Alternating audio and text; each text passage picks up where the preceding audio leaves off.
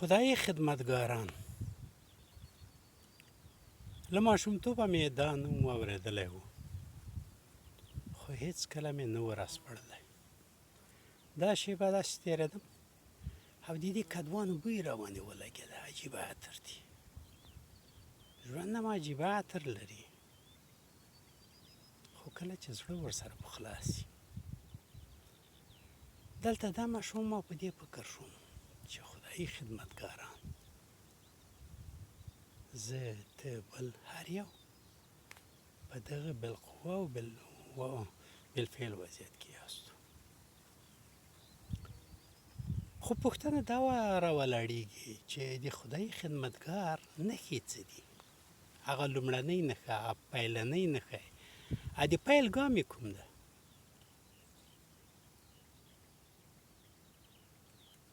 غټو کارو غټو خبرو پسې مه ګرځئ. ښایي لومړی کار دا وي چې پر ژوند او ژوندو کار ونه لرم، یعنې پخلا شم. د بل هېڅ وګړي د څېرې ښکلا، د عاطفې ښکلا، د ذهن ښکلا او د زړه ښکلا تر نقد او تر نیوکې لاندې رانه وړم.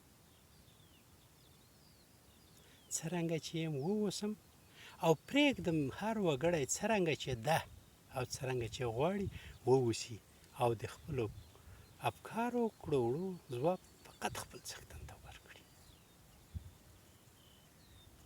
نو له خدایه شکر کاږم چې حداقل لږ تر لږه دا لومړی ګام خو مې زده شه،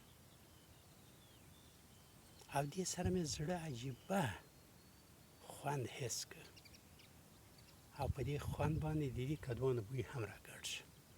نو څو شېبې دمه شوم او خپله دغه فردي تجربه مې له تاسو سره شریکه کړه.